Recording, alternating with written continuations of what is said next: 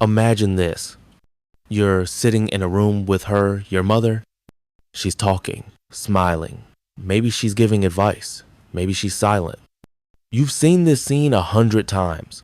It's familiar, predictable, and yet a knot tightens in your chest. You're not sure why. You always feel this way when she's around. You nod. You laugh at the right moments. You try not to say too much. Because if you do, she'll correct you, dismiss you, or worse, make you feel like you're overreacting again. So you stay quiet, not to keep peace, but to avoid the recoil. And afterward, you ask yourself, why do I still feel like a child? Why do I need her approval even now?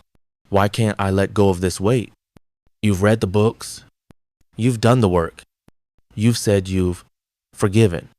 But inside, the wound is still open.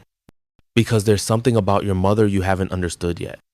And until you do, you will not heal. This is not about blame. It's not about playing the victim. It's not even about her really. It's about the part of you that never stopped longing. Longing for her love to feel safe, for her eyes to truly see you, for her voice to not carry disappointment, for her presence to feel like home and out performance.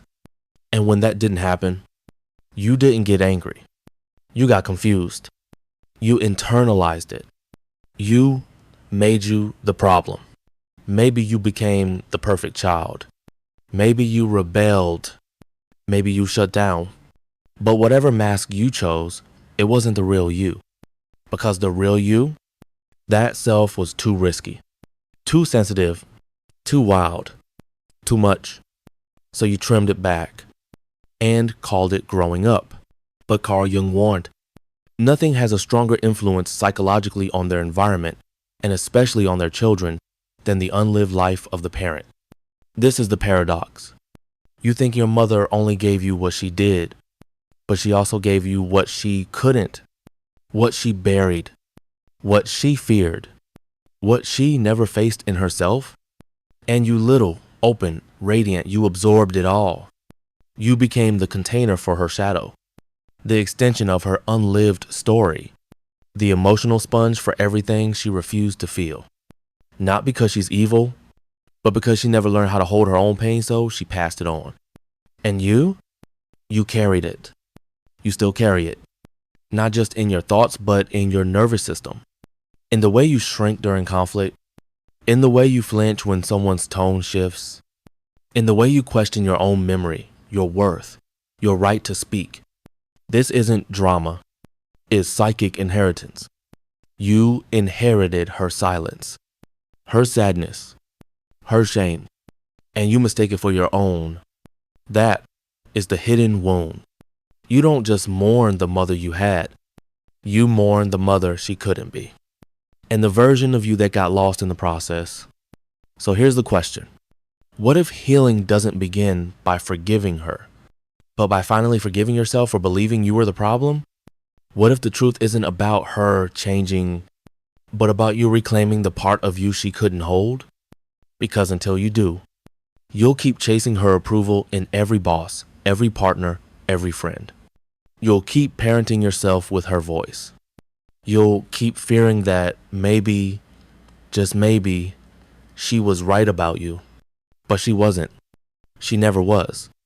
And the day you finally see that, everything changes. There's a story we all carry, whether we speak it or not. It begins with the first voice we ever heard, the first touch we ever felt, the first gaze that told us, you are safe, you are loved, you are enough. But what if that gaze never came? What if the voice was sharp, unpredictable, or absent? What if love was conditional tied to performance, obedience, or silence? You don't remember it clearly, but your nervous system does. Your bones do. Your behaviors do. And that story, the one that began in the arms of your mother, is still playing out in your adult life, but not in the way you think. It's not about whether she yelled or hugged you. It's about what you had to become to survive her presence or her absence. Carl Jung didn't see the mother as just a person. He saw her as an archetype, the root of your internal universe. The mother is your first mirror. She reflects not just who you are, but how safe it is to be you. And if that mirror was cracked, distorted, or cold, then your sense of self was built on shaky ground. This is where the problem begins. Because when a child senses something wrong with the attachment but cannot blame the parent, especially the mother, the source of life, they turn the blame inward. It must be me. I must be too much. If I'm better, quieter, smarter, maybe she'll love me the way I need. And from that moment on, the self splits. One part of you tries to survive adapting, performing, pleasing. The other part, the one who felt neglected, angry, terrified, it's buried. That's your shadow. Jung warned, the shadow is a moral problem that challenges the whole ego personality. It cannot be argued away. It must be lived. And in families where emotional needs were unmet, the child often becomes the host for the parent's unlived self. Think of it this way. If your mother was never allowed to express rage, she may have punished you for yours. If she was taught to suppress her desire, she may have shamed you for being too much. If she was terrified of being abandoned, she may have clung too tightly, yours disappeared entirely. And in all of this, you weren't seeing her clearly. You were seeing her wounds, and you mistook them for love. This is the tragedy. You didn't meet your mother. You met her trauma, and without realizing it, you became the emotional sponge. You absorbed her anxiety. You inherited her self-doubt. You began to see the world through her fear. You made her comfort more important than your truth. Because to a child, survival is everything. So what did you do? You shrunk. You silenced your needs. You learned to read her moods like weather always adapting. You became the parent of your own parent. And now, you do it in your relationships. You feel responsible for other people's emotions. You overfunction. You choose partners who feel just a little like her. Not because you're broken, but because your body is still trying to complete a story that never ended. This is the unconscious inheritance. And unless you face it, you will call it normal. You'll say, I'm just anxious. I'm just bad at relationships. I'm just too sensitive. But you're not. You're unhealed. And that unhealed self doesn't need another self-help book. It needs what it always needed. Permission to exist. Fully, loudly, imperfectly, without shame, without performance. And here's the cruel irony. The moment you start doing that, becoming your full, sovereign self, you might feel like you're betraying your mother. Because the emotional child inside you still believes that to honor her, you must remain small. But Jung would disagree. He believed individuation, the process of becoming wholeness, not rebellion against the parent. It is liberation from their shadow. And that means letting your mother be what she was, human, flawed, wounded, limited. It means grieving the mother you never got. It means releasing the fantasy that she'll one day see you. And most painfully, it means letting go of the need for her to validate your healing. Because if she couldn't hold you, then she may never hold who you are now. That's the hardest truth. But it's also the most freeing. Because once you stop waiting for her to change, you start changing everything. You stop parenting yourself with her voice. You stop loving people who replicate her wounds. You stop apologizing for existing. And for the first time, you meet someone new.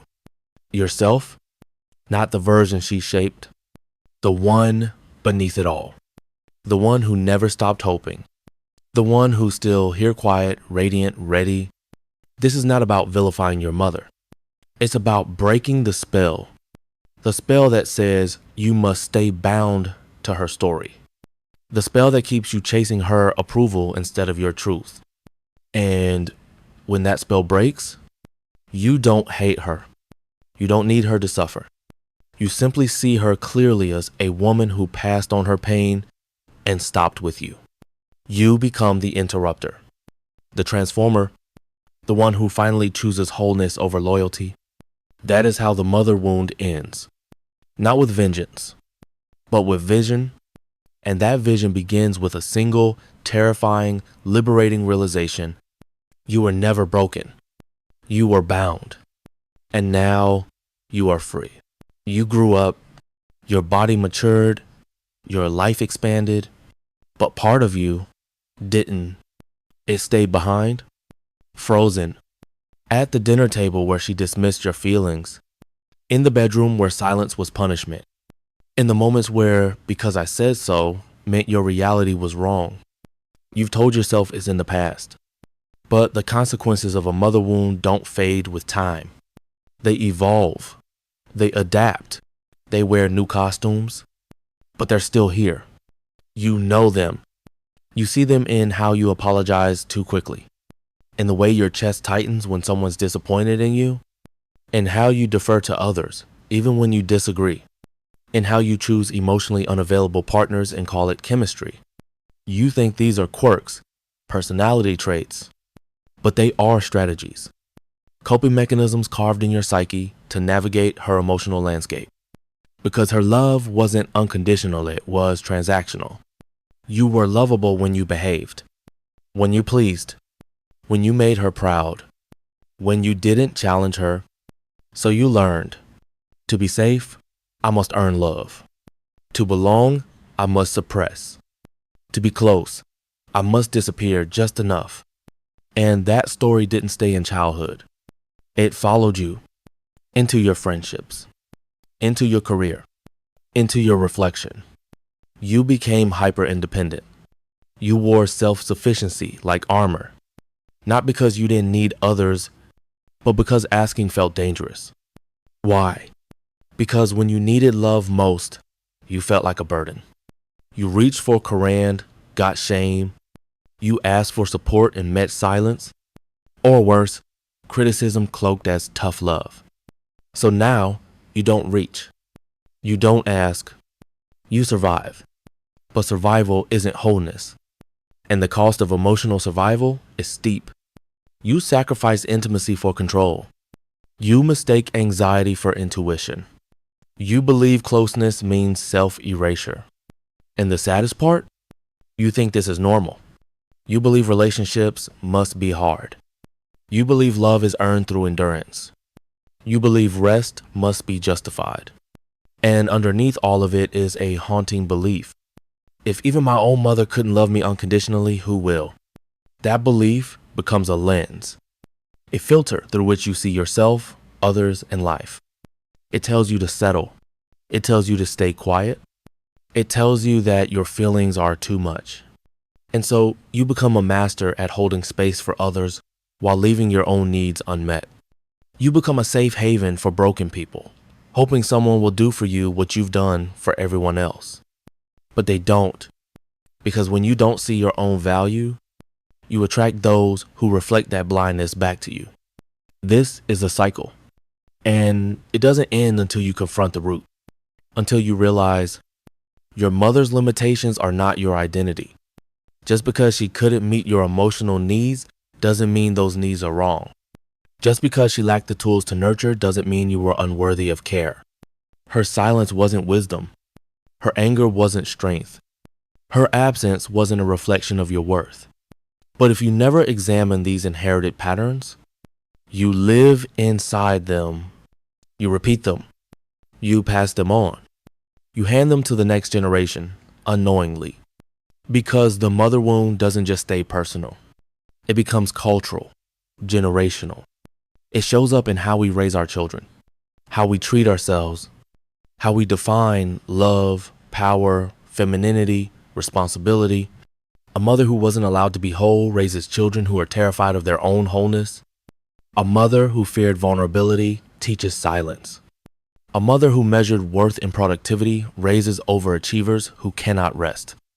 And unless someone says, it stops here, it continues. But you are different. You feel the fracture. You question the script. You ache for more. That ache, it's not weakness. It's wisdom. It's your soul saying, this isn't who you are. This isn't all there is. You are allowed to heal. But first, you must see the cost of not healing. The relationships that feel hollow, the constant overthinking, the emotional burnout, the persistent feeling that something is missing even when life looks fine. You are not imagining this. Your nervous system has been on guard for decades, waiting for the other shoe to drop, preparing for rejection, anticipating disapproval. That vigilance isn't personality, it's protection. And the saddest consequence? You haven't fully met yourself yet. You've met the mask, the achiever, the peacemaker, the strong one, but not the one beneath it all. The soft one, the loud one, the creative, chaotic, curious one, the one who never felt safe enough to come out. She's still waiting. Not for your mother. For you to say, I see you, I believe you, I'm not ashamed of you. Only then does the spell break. Only then does healing begin. And from that point forward, every consequence becomes a doorway. Not into more pain, but into liberation. Rebellion doesn't always look like fire. Sometimes it's a whisper, a simple thought barely audible at first. Maybe I don't have to be her. Maybe I don't have to live with the same silence, the same perfectionism, the same emotional restraint, the same inherited guilt. Maybe I get to choose something else. That's where the rebellion begins. Not with confrontation, not with blame, but with awareness. You start seeing the pattern not as fate, but as programming. And once you see it, you can break it. But this isn't easy, because the first thing you'll feel when you try to break free is guilt. Guilt for saying no. Guilt for pulling away. Guilt for having different values. Guilt for being too much or not enough or simply yourself. That guilt isn't truth. It's loyalty to pain. It's the internalized belief that love requires self-abandonment, that honoring your truth is betrayal. Carl Jung warned of this conflict. He believed that the path to individuation, the process of becoming fully yourself, always begins in the shadow. And for many, that shadow is the mother. Not because she's a villain, but because she's a symbol of where you first learned about safety, love, boundaries, identity. So when you challenge her teaching sexplicit or implicit, you don't just face discomfort. You face an entire psychological reckoning. You're not just breaking family rules. You're breaking survival codes. But break them, you must. Because healing doesn't come from repeating the past. It comes from rewriting it. So how? How do you rebel without losing yourself or your humanity? You begin with truth, not the story you've told yourself. The truth beneath it. I was emotionally neglected. I needed more than she could give. I adapted to survive and now I want to live. Say it. Write it. Grieve it. You're not accusing, you're reclaiming. Because what was never named cannot be healed. Then you create space. Not just physical space. Energetic space. You stop trying to prove your worth. You stop performing. You stop pretending. You let silence exist, even if it's uncomfortable, even if it means disappointing her, even if it means she never fully understands, because understanding is no longer your job. Liberation is. You then build boundaries, not as walls, but as bridges to yourself. You say, no, I'm not available for guilt trips.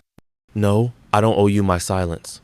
No, I won't collapse to maintain harmony. These boundaries are not rebellion against her. They are revolution for you. And when the pushback comes in, you breathe, you ground, you remind yourself, I am not doing something wrong. I am doing something different. And different is dangerous to systems built on conformity, but it's also necessary. Because the system you inherited was never designed for your liberation. So you build a new one. You surround yourself with mirrors that reflect who you are, not who you had to be. You allow people to love you in the way you always needed. And more importantly, you learn to love yourself that way. You give yourself what she couldn't: presence, permission, patience. You begin reparenting the inner child with the adult you've become. You say to them, I believe you. You're not too sensitive. You deserve to rest, cry, speak, feel. You let the grief come, the grief for what never was. The childhood that felt like a performance. The safety that had conditions. The love that came with fear.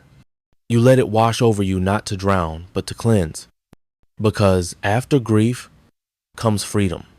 Freedom to define motherhood on your terms. Freedom to love her without losing yourself. Freedom to walk away without guilt or stay without resentment. And most radically, freedom to mother yourself. To become the woman you needed. To become the protector, the nurturer, the fierce advocate for your own becoming. This is the rebellion. It doesn't scream. It doesn't seek revenge. It simply ends the cycle. And when it ends with you, something miraculous happens. You begin again, not as her daughter, not as her shadow, but as you, whole, honest, untethered. She gave you life, but only you can give yourself freedom. And that, Sep, is the truest form of healing. There comes a moment after the grief, after the rage, after the endless questions. When you stop trying to understand her, you stop needing her to apologize. You stop rehearsing what you'll say. You stop hoping she'll finally get it, because something deeper has shifted, something irreversible. You no longer need her to heal. This is the final truth. It doesn't arrive like a lightning bolt. It arrives like breath, like stillness, like a quiet knowing that no longer needs confirmation. You realize she was never the destination. You are. Carl Jung once said, the privilege of a lifetime is to become who you truly are. And becoming yourself means stepping out of her shadow without hatred, without vengeance, without longing. It means letting her be who she is, flawed, unfinished, human, and letting you be who you are, evolving, expanding, free. This is the paradox of healing. You do not become whole by fixing the past. You become whole by ending the repetition of it. That means no longer parenting yourself with her voice, no longer judging your needs through her gaze, no longer abandoning yourself the way she once abandoned her own emotional truth. You don't heal by becoming her.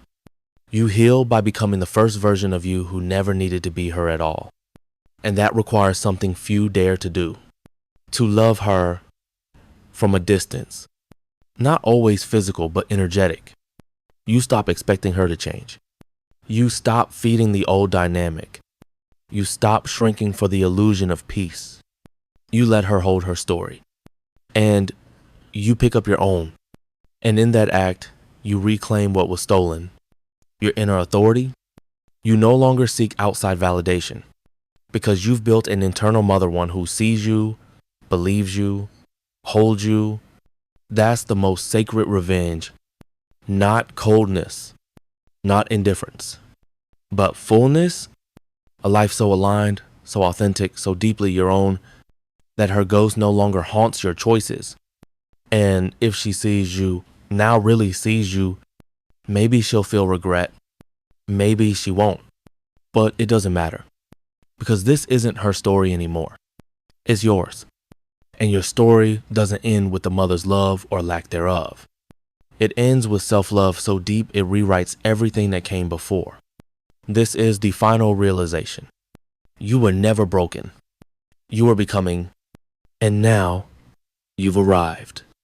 Not perfect. Not invincible. But whole. The wound is not your identity. It's your teacher. It showed you what needs protecting. It taught you how to feel again. It led you through fire, silence, and sorrow back to yourself. So if you ever ask, will she ever understand what she did? Will she ever say sorry? Will it ever feel complete?